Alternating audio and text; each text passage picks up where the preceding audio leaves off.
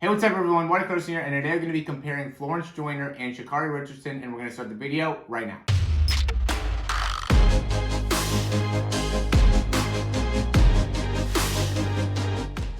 Okay, so I got a couple recommendations to be able to do this, and the actual comment got a ton of likes, so I decided might as well do this breakdown just because, whenever we're getting that kind of engagement, we're going to always be able to deliver for you guys. And I just also thought it would be a really cool, interesting breakdown to be able to check out flo-jo and Sha'Carri Richardson. There's part of me that's like, man, is this even something that we can really compare? But then there's also a part of me that's like, Sha'Carri Richardson is definitely somebody that is really exploding onto the scene, and somebody that I think we can learn a lot from with her running mechanics, and a lot of people have already started to compare her to Florence Joyner. So I definitely think this is a warranted breakdown, and I'm super excited to be able to go a little bit more in depth about this actual sprinting technique from each one of the athletes. So first we'll take a look at Florence Joyner, and obviously this was from a few years back. But the big thing about her that really stands out, and there is like a lot of similarities here between both their running forms, but just how fluid she is in her running, and what we really want to be able to see is, we'll start with the contact time. We did do a recent breakdown of Sha'Carri Richardson and some of her numbers with her contact time, and so we'll also be able to check that out. flo-jo here on the left, and she hits the ground at 17:20 on the timestamp here, and then she's back off the ground. This is her left leg, probably around that 2.7. So she's at about 0.07, 0.08 with her full contact time, and then she's back on the ground at 63. So if she's at 27, then that's a 0.33. If she's closer to 28 and it's 0.08, then that would be actually this would be on the other side, 0.32 with the full contact time. So ends up being either one of those in terms of left leg, how fast she is with the legs. Where you look at Sha'Carri, she's landing with 1.663. And she's off the ground. Yeah, I mean, she definitely looks like she's off the ground at the same type of times, 0.07, maybe at the end 0.08. It's always like when the timestamp looks like 0.07, it's almost hard for me to put that, just because it's like crazy to be able to fathom how fast that would have to be with your full contact time. But in terms of the numbers, she's about at that 0.07, and then she brings it back around to touch a little bit later.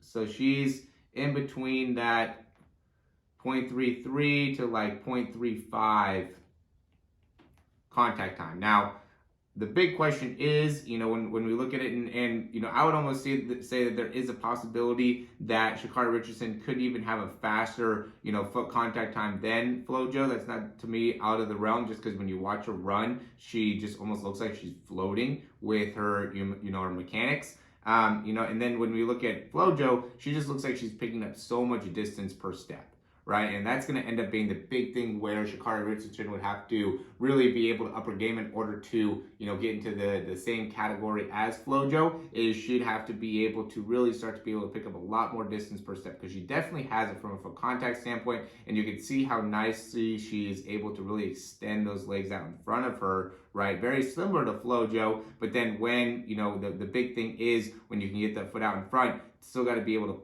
pull those legs back underneath and create a lot of force there to be able to really catapult yourself forward on each one of these steps here. But there's no doubt that Sha'Carri Richardson has a lot of similarities. I mean, look at how she's able to really open herself up and really separate herself from the field, right? This is a Olympic event here, and she is completely killing everybody. Obviously, it's not the actual Olympics like we have here on the left, where flo-jo is obviously killing everybody in the Olympics, but it's still in the same category of athletes, right? She's at the highest level and is still somebody that is hard to even come close to touching here with her performance. So very, very impressive for Sha'Carri Richardson, especially also for her age. And so, I've said this in the past, where I don't think it's out of the realm of possibilities where Sha'Carri Richardson could end up being able to compete with flo-jo and being able to, get really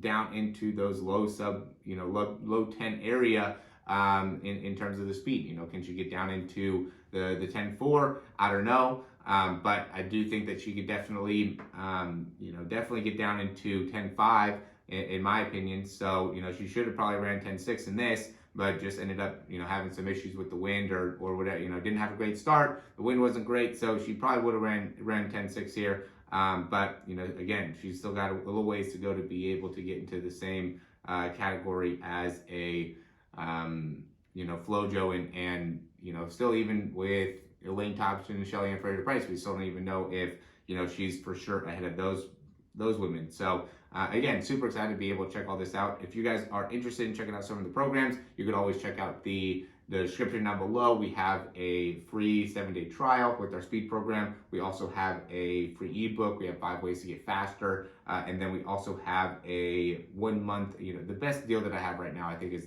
the 1 month speed breakdown, where it's $97. You get 4 weeks of training, and then you also get unlimited breakdowns within that. It's something that I think you'll be able to get a huge benefit from, just because as you are able to start to concentrate on all the different parts of the sprinting. I think that's where the biggest misconception happens, is that you have to be able to understand, what you're doing in the start phase when it comes to, any type of track athlete, or if you're trying to get better at the 40, 60, whatever. Drive phase for anybody trying to get faster. So this is going to be, if you're a soccer player, basketball player, football player, you have to be able to understand the drive phase, how you're going to build yourself up into your top end speed, and then being able to maximize the top end speed. And what we do is we'll have you actually send in video from behind, the side, and the front, so then I'm able to get different angles of understanding, are you able to get the right range through your actual stride length? Are you spending the right amount of time on the ground? Are you maximizing your actual utilization of your ankles when you're landing? Are your feet landing in the right position underneath your hips? Is your posture correct? Is your head correct? There's so many different things that goes into sprinting, and so you have to be able to really compartmentalize it into what are the biggest necessities to be able to address,